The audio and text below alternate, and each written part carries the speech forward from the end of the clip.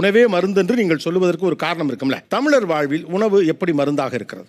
நீ எதையுமே கேட்க வேணாம், எல்லாத்தையும் நானே சொல்லிடுறேன். டெய்லி சாப்பிட்ற ரசம், அதில் மிளகு சீரகம், நான் திப்பிலி ஒன்று எப்பயுமே லைட்டாக ஆட் பண்ணுவேன். அந்த மாதிரி நம்ம லைஃப் ஸ்டைலில் டெய்லி கொண்டு வந்து பசங்களுக்கு கொடுக்கும்போது கொஞ்சம் கொஞ்சமாக இம்யூனிட்டி டெவலப் ஆகும். அவங்க வைக்கிற மிளகு ரசம் தான் உலகத்திலே பெஸ்ட் மெடிசன். மோரில் பெருங்காயம் போடுறது, பட் அவங்களுக்கு அது தெரியாது. பட் அந்த ஃபுட் இப்போ சாப்பிட சாப்பிட நாளைக்கு அந்த இம்யூனிட்டி டெவலப் ஆகும்போது சீக்கிரம் கோல்ட் கேட்ச் ஆகாது.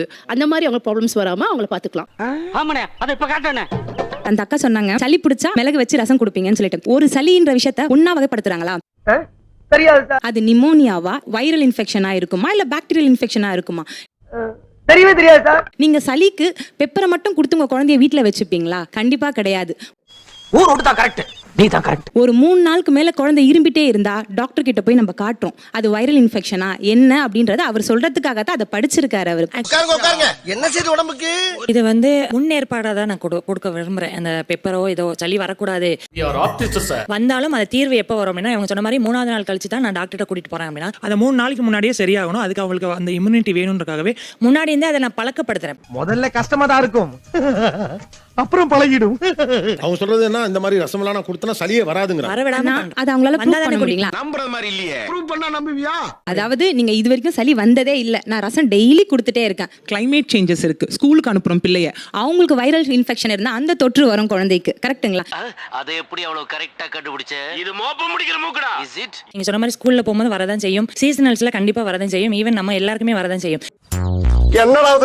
அதை வந்து தடுக்கிறதுக்காக தான் அவங்களுக்கு இம்யூனிட்டிக்காகவே அந்த இதை நான் கொடுத்துட்டே வந்துட்டு இருக்கேன். 1 or 2 டேஸ்க்கு மேல அவளுக்கு இருந்ததே கிடையாது. அவளுக்கு எப்படி அதை கொண்டு வரணும்னு சொல்லி இருக்க மாதிரியே எல்லா பிள்ளைக்கும் இருக்கும்னு நீங்க நினைக்கிறீங்களா? இல்லைங்க, இல்ல இல்ல, அதை தான் கொண்டு வரணும்னு சொல்றேன். உணவை ஏன் மறந்து அப்படியே கொண்டு வந்தீங்கனாலே அந்த எல்லா பிள்ளைகளுமே கொண்டு வர முடியுமே அப்படின்றத. என்ன கொண்டு வந்தாலுமே இப்ப இருக்கிற காலகட்டத்துக்கு டஸ்ட் அலர்ஜில கூட வருது. கரெக்ட்டுங்களா?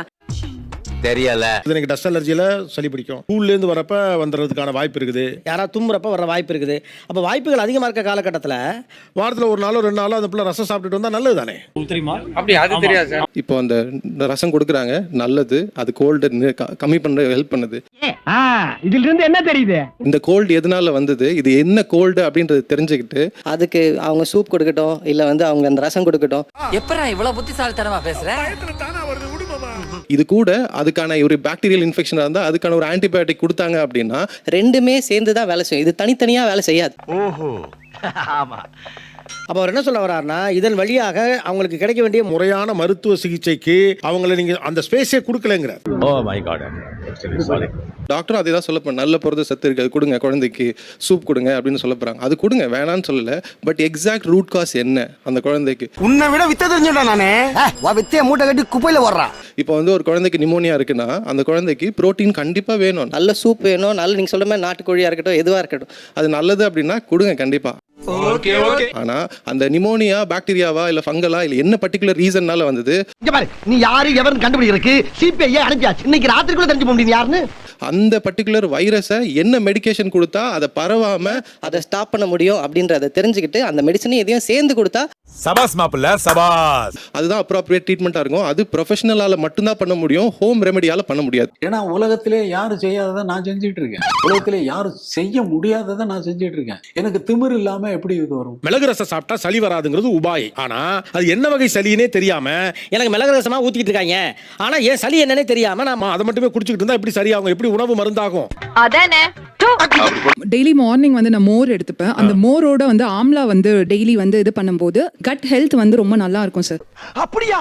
ஆம்லானா நெல்லிக்காய், நெல்லிக்காய், இஞ்சி, மோர், அதுக்கப்புறம் சீரகம், அதுக்கப்புறம் பெருங்காயம். இது வந்து என்னுடைய மார்னிங் நான் பிரேக்ஃபாஸ்ட் சாப்பிட்டுட்டு என்னுடைய ஹஸ்பண்ட் எனக்கு மாமியாருக்கு எல்லாருக்குமே வந்து ஒரு கிளாஸ் கொடுத்துருவேன். என்னடா அது? அருகம்புல் ஜூஸ். நான் புல்லு என் தாத்தா ரூல்ஸ் படி டெய்லி காலையில இதான் குடிக்கணும், வயிறு சுத்தமாகுமா. சோ என்னுடைய கட் ஹெல்த் வந்து மார்னிங்கே வந்து ரொம்ப எனக்கு சில்லுன்னு ஃபீல் ஆகும்.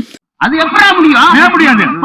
சோ அது இல்லாம பழைய சாதம் வந்து வாரத்துல 3 நாள் கண்டிப்பா வந்து எடுத்துப்பேன்.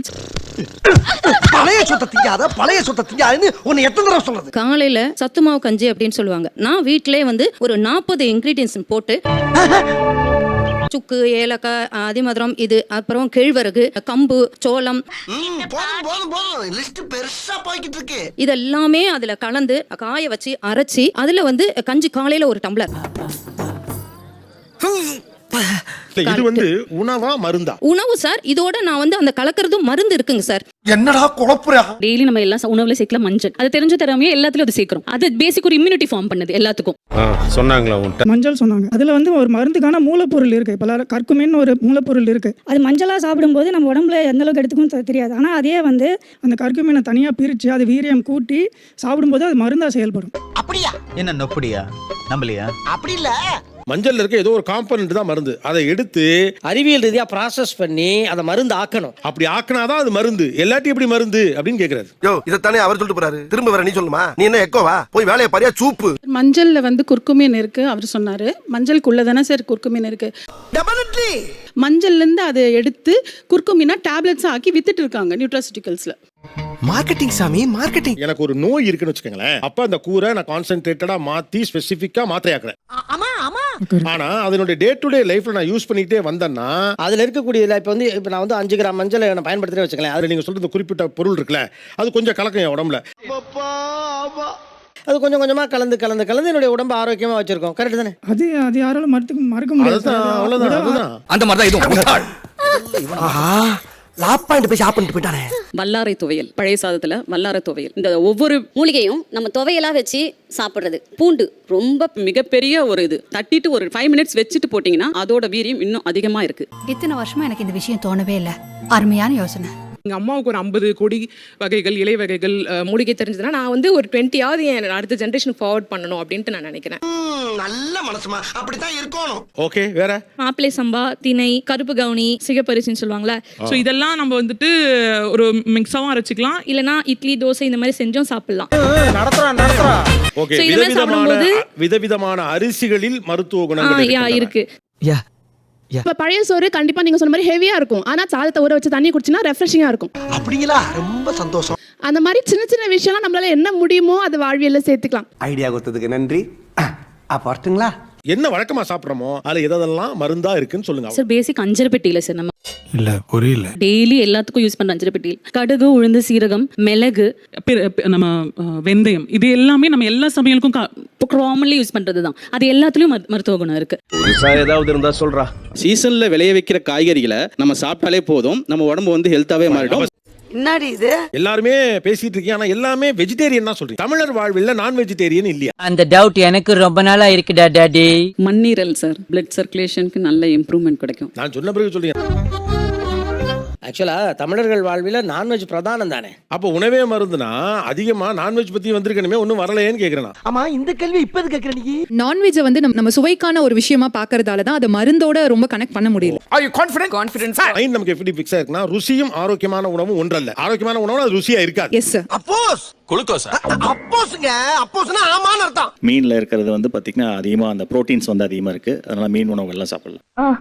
அத்தை, நான் மீன் குழம்பு வைக்கிறேன் அத்தை. கொஞ்சம் இருந்தா வந்துடுறேன். சார் ஆக்சுவலி எங்க வீட்ல என்னன்னா தலைக்கு தண்ணி ஊத்துறாங்க, எண்ணெய் வச்சு தலைக்கு ஊத்துறோம் அப்படின்னா அன்னைக்கு வந்து நாட்டுக்கோழியை வந்து இடிச்சு ரசமோ இல்ல அந்த குழம்பு, தண்ணி குழம்பு சொல்லுவோம் மதுரையில, அந்த குழம்பு வந்து வச்சு கொடுப்பாங்க. சூப்பர். பீஃப் சாப்பிட்டா வந்துட்டு உடம்புக்கு நல்லது. பீஃப் என்னோட பையனுக்கு வந்து பாத்தீங்கன்னா வீக்லி ஒன்ஸ் வந்து பாத்தீங்கன்னா பீஃப் நான் கொடுப்பேன். ரொம்ப சோர்வா இருக்க 1/2 கிலோ மாட்டுக்கறி, 1/2 கிலோ. Thanks lot. நிகழ்ச்சியில் கலந்து கொண்ட அனைவருக்கும் கோபிநாத்தின் நெஞ்சார்ந்த நன்றிகள். நன்றி, வணக்கம். எல்லாரும் சரிங்க. எதுக்கே சரி சொன்ன? சுபம் சீரியல் முடிஞ்சு போச்சு. சுபம். அப்பனே சூரிய பகவானே, கவர்மெண்ட் வேலை கிடைக்கிற வரைக்கும் இந்த செல்போன் வியாபாரத்தை பண்ணி பகுத்த கழுவலாம் இருக்கான். இந்த நடமாடும் வியாபாரத்தை கூடயே நடந்து வந்து நீ உதவணும் பா கடவுளே.